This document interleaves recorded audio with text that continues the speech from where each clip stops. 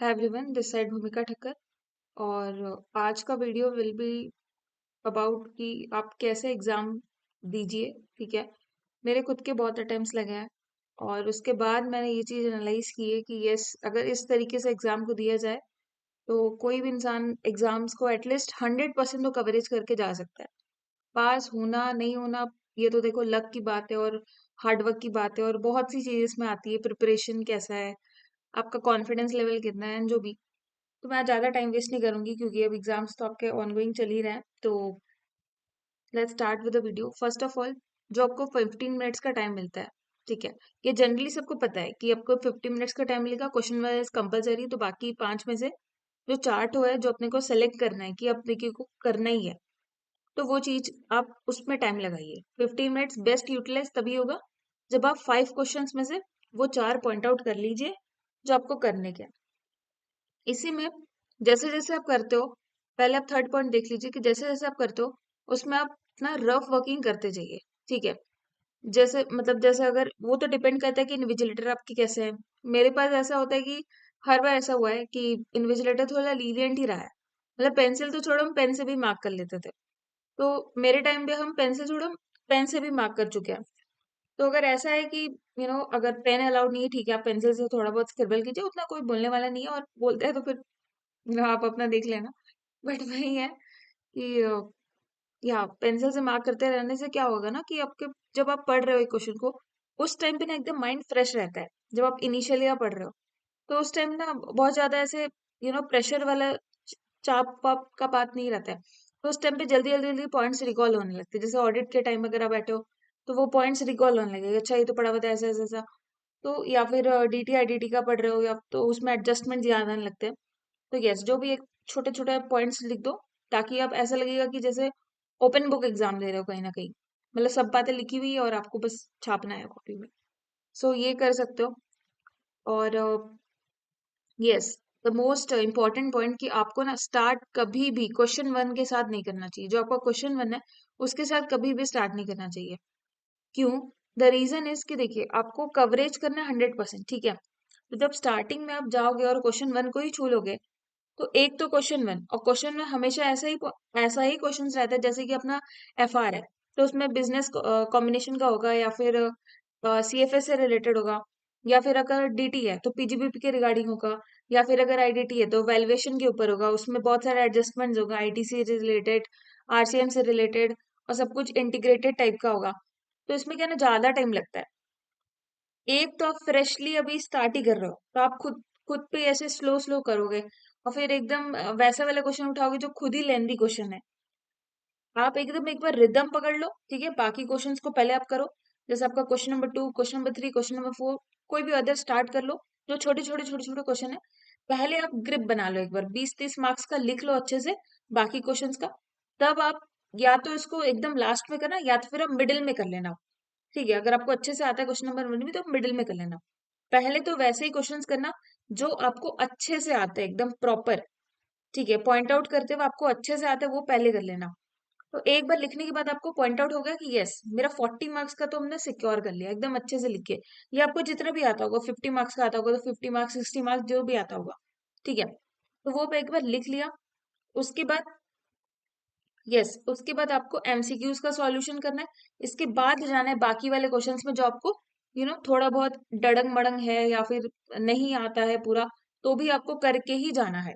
ठीक है, इसके बाद है आपको, वंस कोई भी क्वेश्चन आपका कंप्लीट होता है, आप उसमें ना लार्ज तरीके का टिक लगाइए। इसका मतलब क्या है कि जैसे ये क्वेश्चन है, तो ये उसका पार्ट है। क्वेश्चन नंबर 1 लिखा हुआ है, क्वेश्चन नंबर 1 का ए, और ऐसे ऐसे ऐसे लिखते हुए यहाँ तक खत्म हुआ है। ये इतने से में खत्म हुआ है पोर्शन। तो ये जो पोर्शन में खत्म होगा ना, इसका इसका आप इस पोर्शन को पूरा से टिक लगा दीजिए, इसी पोर्शन पे। तो मेरा टाइम तो, वही मैं बता रही हूँ कि इन्विजिलेटर लीनियंट ही रहा है, तो मैं पेन से भी बहुत बार टिक लगा चुकी हूँ। और वो डिपेंड करता है इन्विजिलेटर के ऊपर। तो अगर आपके यहाँ पे पेंसिल से अलाउड है तो आप पेंसिल से कर लीजिए, अदरवाइज ठीक है, एक छोटा सा टिक लगा दीजिए, लेकिन छोटा सा भी तो टिक तो लगाइए। इससे क्या होगा ना कि आपका टाइम सेव हो जाएगा। आपको पता चल जाएगा कि ये क्वेश्चंस हो चुके हैं। आपको फिर से कॉपी पलट के देखना, फिर से एनालाइज करना कि अच्छा कौन से क्वेश्चन बचे हैं, क्या बचे हैं। वो लास्ट में तो एनालाइज करता है, उसमें बहुत टाइम वेस्ट हो जाता है। ये थोड़ा बहुत तो टाइम वेस्ट हो ही जाता है, 1 मिनट 2 मिनट 3 मिनट जो भी। और यहाँ पे तो मिनट मिनट कीमती है जो अपने एग्जाम देते हैं, क्योंकि बहुत जन का अपने सुनते हैं कि एग्जाम का क्वेश्चन ही छूट गया, आता हुआ चीज छूट गया। तो बेस्ट है कि आप अपना टाइम को यूटिलाइज करते हुए जाइए। ठीक है, इसके बाद आप क्या कर सकते हैं, इसके बाद जो आप कर सकते हैं वो ये है, हाँ, आपको ना 30 मिनट से ज्यादा किसी क्वेश्चन पे टाइम नहीं देना है। ठीक है, 30 मिनट से ज्यादा किसी भी क्वेश्चन को टाइम नहीं देना है। एक क्वेश्चन जैसे 30 मिनट का टाइम का मतलब क्या है कि जैसे 10 का पार्ट है, 10A 10B 10C, तो ये पूरा क्वेश्चन 1 का पार्ट हो गया ना। एक क्वेश्चन के ऊपर सिर्फ और सिर्फ 30 मिनट देना है, उससे ज्यादा अगर एक्सीड हो रहा है तो आपको देखना है, एनालाइज करना है कि क्या मेरे को वो पोर्शन ऐसा है कि बस हम खत्म ही करने आ रहे हैं, तो ठीक है आप लिख लीजिए। लेकिन अगर मतलब बहुत ज्यादा छूट गया है, अभी भी हम एकदम बीच पे मिडिल ऑफ द फंसे हुए हैं और अभी भी सोच ही रहे हैं कि इसका आंसर क्या होगा या लिख नहीं पाए अभी तक, एक बार के लिए आप उसको छोड़ के आगे बढ़िए। मेरे लिए तो बेस्ट एडवाइस वही रहेगा। ठीक है, और ये मैंने खुद में एनालाइज किया, खुद पे ये यूज किया, तब जाके मैं ये बता रही हूँ। ठीक है, इसके बाद आप क्या कर सकते हो, डू अटेम्प्ट एवरी क्वेश्चन। ठीक है, ये मैं क्यों बोल रही हूँ बार बार कि आप 100% कवरेज करके हो, 100% कवरेज करके हो, बिकॉज एक लॉजिक सा चीज है। अगर आप मान लेते हैं कि पूरा का पूरा 60 मार्क्स का कवरेज करके आते हो और आप मतलब कितना भी अच्छा लिखते हो, तो भी हम मान लेते हैं कि एवरेज मान लेते हैं कि देखो पूरा में तो पूरा आना वो लगता ही बात है आईसीए के नाम पे, वो किस तरीके से चेक करते हैं मैं एक एवरेज लेके चलती हूँ कि सीखे का 60 मार्क्स, 60% वहां से सिक्योर हो जाता है। तो 60 का 60% हो जाता है 36, तो 36 अभी सिक्योर हो रहा है, अभी भी आपका 40 मार्क्स, मतलब 40 में आप आए नहीं, अभी तक पास भी नहीं हुआ है। तो इसके लिए बेटर क्या है कि आपको जो चीजें नहीं भी आ रही है ना उसको आप अटेम्प्ट तो करके आइए, लिख के तो आइए। हो सकता है कि एक एक मार्क्स करके आपको वो 8 मार्क्स यहीं से आ जाए, एंड मतलब जो रिमेनिंग बच रहा था 4 मार्क्स वो यहीं से आ जाए और आपको 44 आ जाए। मतलब यहाँ पे मैंने 20% का एवरेज लिया है 40 मार्क्स के ऊपर, कि बहुत ही कुछ नहीं आता, एकदम खटारा लिखा हुआ है, एक दो दो मार्क्स करके अपने को आंसर आ रहा है। तो इस तरीके से 44 आपका आ जाना है, यानी कि आपको पास तो हो ही जाना है अगर इस तरीके से आप अटेम्प्ट करते हो। 100 मार्क्स अगर अटेम्प्ट करके आते हो तो ये चांसेस बनते हैं। अगर आप अटेम्प्ट ही करके आओगे 60 का तो चांस कम हो जाता है वहां पे। ठीक है, इसके बाद आप क्या कर सकते हो, always make at least one subject को very strong in each of the group पे। एक ग्रुप पे 3 सब्जेक्ट्स है, फिर दूसरे ग्रुप पे 3 सब्जेक्ट्स है, रिस्पेक्टिवली इंटर पे भी है और ये फाइनल पे भी है। तो हर सब्जेक्ट हर ग्रुप में ऐसा करो कि कोई एक सब्जेक्ट को एकदम ऐसा टारगेट बनाओ कि इसमें तो एग्जामिशन आना ही पड़ेगा मेरे को। बाकी सब्जेक्ट्स का ठीक है, इतना प्रेशर चाप लेने का जरूरत नहीं है कि ठीक है अपने को पास होना है। या कुछ कुछ ऐसे सब्जेक्ट्स होते हैं जो अपने फेवरेट्स बन जाते हैं, तो जो फेवरेट सब्जेक्ट है उसको हमेशा टारगेट मेरे को कि इसको एग्जामिशन लाना ही लाना है। ये आपको क्या हेल्प करेगा बेसिकली, जब अपना एग्रीगेट बनता है ना वो आपको वहां पे हेल्प देगा। अगर इसमें एग्जामिशन आ गया किसी एक में, बाकी में 43 44 इस तरीके से मार्क्स आ रहे हैं, पासिंग पासिंग, तो ये आपको सेट ऑफ कर देगा। तो इसमें आपका जो चांस होता है कि एग्रीगेट लूज हो गया, ये नहीं हो पाएगा। ये एकदम बेस्ट एडवाइस है। अगर आपको एग्रीगेट अपना बचाना है और आप ये देख रहे हो कि आपके बार बार मार्क्स तो सिक्योर हो जाते हैं पासिंग मार्क्स, लेकिन कुछ ना कुछ छूट जाता है और एग्रीगेट रह जाता है, तो ये सबसे बेस्ट तरीका है।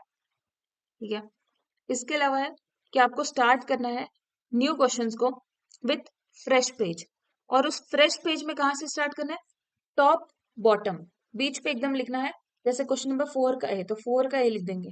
ठीक है, इसके बाद the last step is practical questions पे भी आपको थोड़ा बहुत थ्योरी लिख के आना है। थ्योरी डजंट मीन कि आपको एकदम बुक का लैंग्वेज लिख के आना है, एकदम पढ़ा लिखा होना चाहिए एकदम, क्या बाप रे, ऐसा कुछ नहीं है। जो क्वेश्चंस आपको दिख रहा है आपको अपने हिसाब से एनालाइज करना है। जैसे डेरिवेटिव का क्वेश्चन है, डेरिवेटिव का डिफिनेशन एक बार लिख दिए फिर बाकी चालू कर दिए, या फिर कोई भी तरीके का क्वेश्चन है, आपको एक दिख रहा है कि आपने कुछ बेसिक एनालिसिस किया है इस क्वेश्चन के ऊपर, तो वो थोड़ा बहुत वहां पे थ्योरी लिख देना, even in the practical questions वाले चीजों पे भी जहाँ पे कैलकुलेशन इन्वॉल्व है। ठीक है, थोड़ा बहुत लिखने से क्या होगा ना, इन्विजिलेटर को एक गुड इंप्रेशन जाएगा कि यस इस इंसान को सब कुछ आता है, तो इसको मार्क्स दे देना चाहिए। क्योंकि स्टार्टिंग ही वहां से हुआ है कि थोड़ा बहुत थ्योरी लिखा है और फिर बाकी चीज लिखा है। सो यस, इस तरीके से आप एग्जाम्स दीजिए and all the best for your exams. Thank you.